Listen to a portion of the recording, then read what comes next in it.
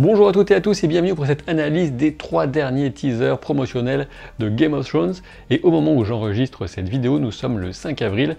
Il ne reste donc plus que 10 jours avant le début de la toute dernière saison de cette série incroyable.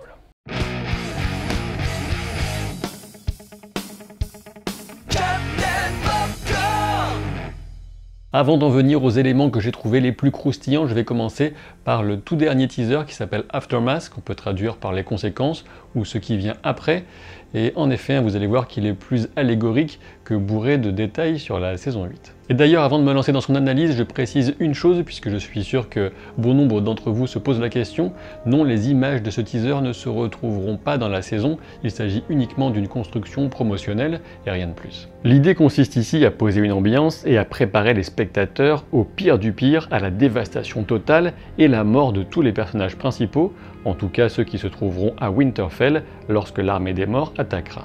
Et même s'il n'y a aucun dialogue dans ce teaser, le son y joue quand même un rôle essentiel, notamment au travers des bruitages. Sur fond d'écran blanc, comme si le spectateur était jusqu'alors recouvert de neige, on entend ensuite comme un Larsen qui poursuit cette impression d'un soldat peut-être laissé pour mort et qui reprendrait lentement conscience sur le chemin de garde de Winterfell avec le drapeau Stark déchiré flottant au vent. C'est sur une vision d'ensemble de la cour dévastée que des échos de hurlements se font entendre, fantômes témoins du massacre qui s'est déroulé là peu de temps auparavant sans doute. Des pointes de verre dragon, que ce soit des flèches ou des éléments de défense des fortifications, ne laissent aucun doute sur la nature de l'ennemi qui a frappé et gagné, il s'agit bien sûr de l'armée des morts. Le grognement d'un loup, fantôme peut-être, tente de s'extirper du passé mais retombe rapidement dans l'oubli, alors que seul demeure intact le loup de pierre gardant le seuil des cryptes. Dans ce qui ressemble à l'étable de la cour, on découvre la broche de main de la reine appartenant à Tyrion. C'est ensuite le tour d'aiguille, l'arme d'Arya, dans une sorte de réserve encombrée au plafond brisé. Sur le chemin de garde, la plume qu'avait déposée en première saison Robert Baratheon dans la main de la statue de Lyanna dans les cryptes, puis que Sansa avait ramassée plus tard, s'envole pour venir se poser délicatement sur le fauteuil brisé de Bran alors qu'on entend le croassement d'un corbeau. C'est sur le bruit d'un cheval au galop, qui rappelle donc la notion de chevalier, qu'apparaît la main dorée de Jaime, et enfin des rugissements de dragon pour la chaîne aux 3 têtes de dragon de Daenerys accrochée à une roue brisée. Daenerys aurait donc finalement brisé ce cycle infernal, cette roue du pouvoir de Westeros, mais en tombant dessus avec sa tête. C'est sur Longclaw ou Grand Griffe, l'épée d'acier valyrien de Jon, aux manches ensanglantées, que se termine ce teaser glaçant.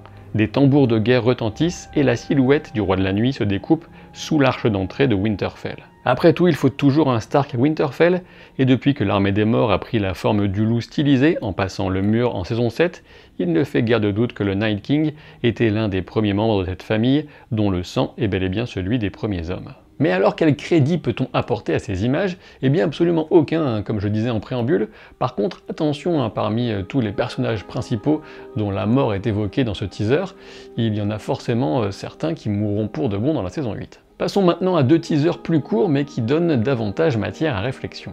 Je vous propose de commencer par la vidéo qui s'intitule Survival, Survie, et qui interpelle notamment par des éléments de dialogue, même si visuellement elle commence très fort, puisqu'elle nous propose pour la première fois depuis la première saison à l'écran un plan réunissant Arya et Jon. Une réunion très Stark on pourrait dire, puisqu'elle se déroule dans le bosquet sacré de Winterfell.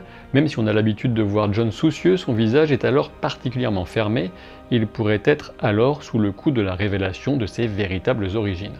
Jon est drapé de sa cape de fourrure et il est équipé d'un plastron d'armure frappé du loup Stark. Ce moment ne semble pas correspondre aux retrouvailles puisque Jon porte des vêtements différents le jour de son retour à Winterfell. On pourrait imaginer que l'objectif d'Arya est alors de rappeler à Jon que ce qu'il est n'est pas défini par sa naissance, mais surtout par ses choix, et pour lui dire qu'il reste de toute façon dans son cœur.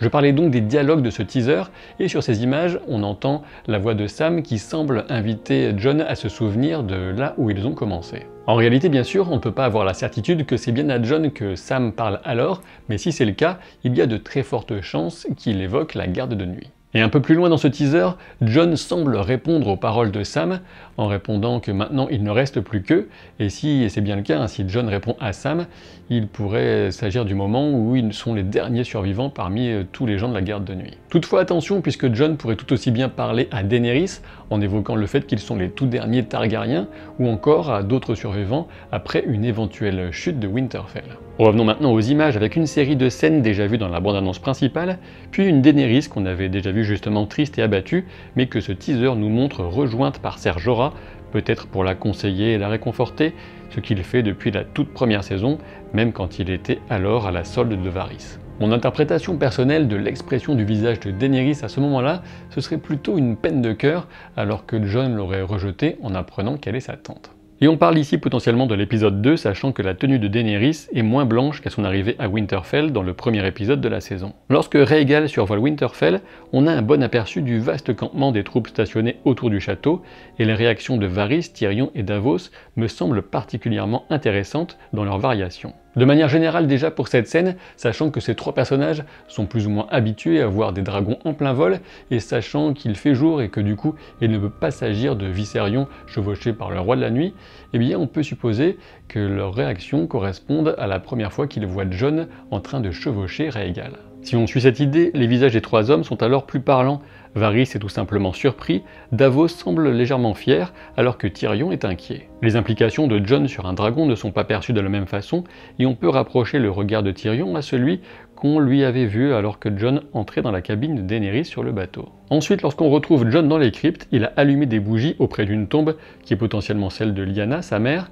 Il porte alors les mêmes vêtements que dans le bosquet sacré avec Arya, mais différents de ceux de la bande-annonce quand Daenerys était venue le rejoindre dans les tréfonds de Winterfell. J'ai donc tendance à penser que cette scène correspond au recueillement de Jon sur la tombe de celle qu'il connaît enfin comme sa mère, sachant que cette question semble l'avoir hanté depuis sa plus tendre enfance. Lorsqu'il souffle la flamme utilisée sans doute pour allumer les bougies plus grandes, on entend sa voix qui annonce « Nous devons mettre un terme à cette guerre ». Là encore, les contextes possibles pour cette phrase sont nombreux, mais j'ai envie de parier que Jon sera encore celui qui cherche une dernière chance pour l'humanité, une dernière chance aux négociations, et qu'il décidera de partir une dernière fois tenter de négocier avec Cersei, notamment après avoir appris, suite à l'arrivée de Jaime à Winterfell, que la reine ne comptait pas tenir parole. Et quant au fait qu'il souffle une flamme précisément à ce moment-là de ses paroles, j'ai peut-être l'impression qu'on pourrait y voir un indice sur la nécessité d'un sacrifice, de la perte d'une vie d'une façon ou d'une autre, pour venir à bout de la véritable guerre, celle contre le roi de la nuit. Puisqu'on parle du lion, Jaime se bat sur les remparts de Winterfell et pousse un cri impossible à discerner. Certains entendent Bronn, d'autres run comme courir.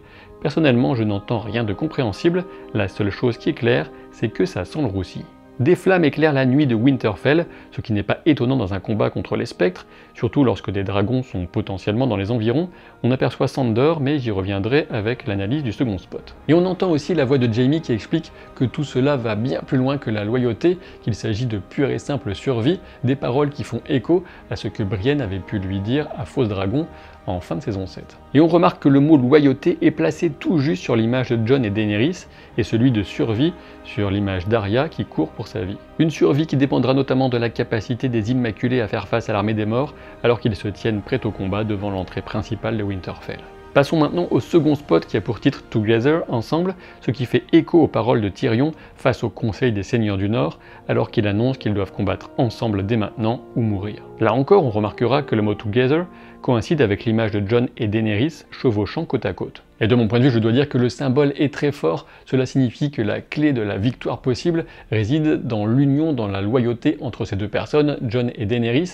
Ils sont les deux facettes de la prophétie, ils sont autant Azor Ahai que le prince ou la princesse qui fut promise, il faut qu'ils agissent de concert pour avoir une chance de gagner. De façon plus prosaïque, oui, il est évident que Tyrion plaide alors pour que les seigneurs du Nord acceptent de se battre aux côtés d'une Targaryen, malgré le poids de l'histoire récente, avec la mort de Brandon et Rickard Stark aux mains du père de Daenerys. On peut supposer que l'avis de Lyanna Mormont pourrait être encore une fois potentiellement déterminant. Derrière Tyrion, on distingue Sansa et Daenerys et on peut imaginer que pour le moment, Jon fait tampon entre les deux, sachant que Sansa est alors certainement plus que méfiante. Pour rester uniquement sur les images, on a ensuite Daenerys qui tourne le dos à Jon alors qu'il entre ou sort de la pièce selon que la vidéo est montrée en mode normal ou inversé. Plusieurs points à mettre en avant. Tout d'abord, la tension entre les deux est évidente, ce qui est souligné par la couleur sombre du vêtement de Daenerys. Ensuite, cette scène se déroule devant la cheminée de la salle de la carte de Dragonstone. Avec le soin que le décorateur apporte à chaque scène de la série, il me semble totalement impossible qu'ils aient décidé d'utiliser ce décor pour une scène censée se dérouler à Winterfell. Mais alors comment expliquer ce retour à Dragonstone, à Père Dragon? Eh bien pour moi, il y a deux principales possibilités. Première hypothèse, Jon et Daenerys ont appris que celle-ci attend un enfant, Et Daenerys a fini par se résigner à accepter de se réfugier à Dragonstone pendant la bataille de Winterfell, mais dans ce cas, la présence de Jon n'aurait pas vraiment de sens, puisque même si c'est rapide de faire l'aller-retour en dragon, ça ferait beaucoup de temps éloigné de Winterfell. Autre possibilité qui me semble plus probable, cela ferait suite à la défaite, à la chute de Winterfell, et du coup les quelques survivants auraient trouvé refuge, que ce soit à dos de dragon, en bateau, sur Dragonstone. Mais dans ce cas, pourquoi Daenerys semble-t-elle alors hostile à Jon? Sans doute parce qu'il a décidé de tenter une dernière fois de négocier avec Cersei et s'apprête à partir pour King's Landing. Reprenons le teaser avec Beric Dondarrion qui semble appeler Sandor Clegane en pleine bataille de Winterfell. Comme durant la bataille de la Nera ou Blackwater si vous préférez, Sandor semble tétanisé par sa phobie du feu. Mais peut-on pour autant y voir un indice d'une scène qui marquerait la mort de Sandor Clegane, du limier, à Winterfell? Non mais vous déconnez ou quoi? Sandor Clegane qui serait buté par des spectres? Non, aucune chance. Pour moi, cette scène est juste là pour nous rappeler sa phobie du feu, une phobie qu'il devra dépasser, par exemple pour combattre son propre frère, transformé en mort-vivant par un certain Qyburn, Clegane Ball. Bon, par contre, je vous le dis clairement, je ne donnerai pas très cher de la peau du pauvre Beric Dondarrion. Délicat de tenter de deviner ce que signifie l'expression du visage de Daenerys dans la cour de Winterfell, mais je pense y discerner l'impact d'une mauvaise nouvelle, plus que la colère qui accompagnerait un manque de respect par exemple. Du coup, potentiellement, on pourrait y voir l'annonce du retour de Viserion, animé par le Roi de la Nuit. Et pendant ce temps, la voix de Jon nous annonce que leur ennemi ne se fatigue pas, ne s'arrête jamais et qu'il arrive. Alors deux possibilités, soit il parle de l'armée des morts, soit des articles sur les régimes avant l'été. On a ensuite un aperçu des Immaculés avec leur bouclier customisé au vert dragon, et franchement ça fait plaisir, même s'ils perdent, on sait qu'ils vendront chèrement leur peau ceux-là. Jon donne un coup d'épée, et là bien malin celui qui devinera contre qui il se bat précisément, même si l'attaque semble faire suite à sa course au milieu d'un champ de bataille éclairé par quelques flammes, ce qui peut laisser espérer une charge plus ou moins désespérée contre le Roi de la Nuit. Cersei se retourne rapidement, presque comme si elle était surprise, mais son visage reste impassible, on sait bien peu de choses sur elle pour cette dernière saison, et c'est tant mieux. Clairement, la majeure partie de la promotion tourne autour de la bataille de Winterfell, et je me demande même si cette image de Drogon qui crache des flammes ne correspondrait pas au moment où on découvrirait que le Roi de la Nuit y est totalement immunisé. Ou sinon, un Daenerys peut tout simplement s'être lassé de Varys, au bout d'un moment, tous ces Targaryens, ces Blackfyre cachés, ça devient un peu fatigant. Bien sûr, si cette vidéo vous a plu et que vous ne voulez pas que j'arrive avec mon propre dragon vous carboniser la tronche, vous savez ce qu'il vous reste à faire, vous abonner à la chaîne, et puis éventuellement, si vous voulez soutenir la chaîne, il y a toujours Utip, Tipeee, et si ce t-shirt vous plaît, vous trouverez un lien en description de la vidéo. Ah oui, une dernière chose, si vous êtes fan de Avengers, eh bien il y a une séance geek qui se prépare, ce sera le mardi, juste la veille de la sortie du film, avec une sorte de marathon, puisqu'on verra d'abord Infinity War, et puis dès minuit 1 Avengers Endgame. Vous trouverez un lien en description de la vidéo pour réserver vos places. S'il est déjà disponible, je n'ai pas encore vérifié. Je vous dis à très vite pour de nouvelles aventures. Salut!